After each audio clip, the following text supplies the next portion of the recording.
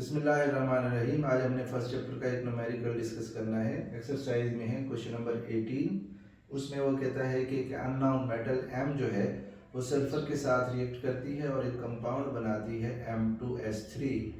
अब वो कहता है कि मेटल का मास जो है वो 3.12 ग्राम है, सल्फर का मास 2.88 ग्राम है। तो बताएं मेटल क्या होगी और कंपाउंड M2S3 क्या होगा। तो पहले हम देखते हैं इसमें गिवन डाटा हमें क्या दिया हुआ है। पहले मेटल का मास दिया हुआ है 3.12 ग्राम इस क्वेश्चन में, सल्फर का मास दिया हुआ है 2.88 ग्राम। अब हमने क्या करना है, इसमें मेटल का नेम बताना है कि मेटल क्या होगी, उसका मोलर मास कैलकुलेट करके, और कंपाउंड क्या होगा जो कि M2S3 की फॉर्म में है। तो सबसे पहले हम यहाँ पे सॉल्यूशन की तरफ आते हैं। इसमें बैलेंस्ड केमिकल इक्वेशन लिखेंगे। बैलेंस्ड केमिकल इक्वेशन में हमें बताया गया है जैसे क्वेश्चन में कि 2 moles of metal react with 3 moles of sulfur and compound form this M2S3। तो इस तरीके से बेसिकली रिएक्शन होगा। पहले हम जो सल्फर का मास दिया हुआ है उसकी मदद से उसके नंबर ऑफ मोल्स मालूम कर सकते हैं। तो नंबर ऑफ मोल्स का फार्मूला क्या होता है, mass of substance in grams divided by molar mass of substance. तो सल्फर का जो मास दिया हुआ है वो 2.88 ग्राम है और जो उसका मोलर मास है वो हम पीरियोडिक टेबल में देखेंगे वो है 32 ग्राम पर मोल।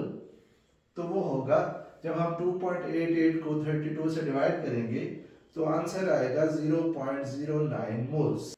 अब हम कंपैरिजन करेंगे सल्फर और मेटल का। बैलेंस्ड केमिकल इक्वेशन हमें दी हुई है तो हम कंपेयर करेंगे।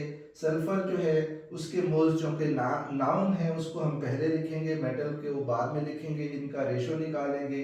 बैलेंस्ड केमिकल इक्वेशन की मदद से नंबर ऑफ मोल्स कैलकुलेट कर लेंगे मेटल के। तो हमें पता है according to balanced chemical equation sulphur के 3 मोल्स रिएक्ट करते हैं तो मेटल के 2 मोल्स रिएक्ट करते हैं। अगर से मेटल का जो है सल्फर का 1 मोल रिएक्ट करता है तो मेटल के रिएक्ट करते 2/3 इस तरफ आ जाएगा। अगर सल्फर के जो रिएक्ट कर रहे हैं वो 0.09 है तो मेटल के कितने रिएक्ट करेंगे, 2/3 मल्टीप्लाइड बाय 0.09। अब 0.09 सल्फर के रिएक्ट करेंगे तो हम इनको मल्टीप्लाई डिवाइड करेंगे तो आंसर आएगा 0.06। तो मतलब ये जो number of moles of metal हमारे पास रिएक्ट करेंगे वो 0.06 मोल्स होंगे। अब हमें पता है जैसे हमने ऊपर में लिखा कि number of moles is equal to mass in grams divided by molar mass. तो नंबर ऑफ मोल्स जो मेटल के हैं वो 0.06 हैं जो कि हमने कैलकुलेट किए हैं। इसका मास गिवन है उधर 3.12 ग्राम।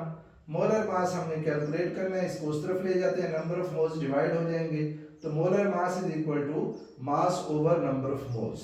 तो 3.12 को हम डिवाइड करेंगे 0.06 से तो आंसर आएगा 52। तो मोलर मास का जो यूनिट होता है वो ग्राम पर मोल होता है तो 52 ग्राम पर मोल। अब 52 पीरियोडिक टेबल में हम देखते हैं वो क्रोमियम मेटल का मोलर मास है, मतलब हमारे पास जो मेटल है वो क्रोमियम है और जो कंपाउंड है वो Cr2S3 यानी कि क्रोमियम सल्फाइड है।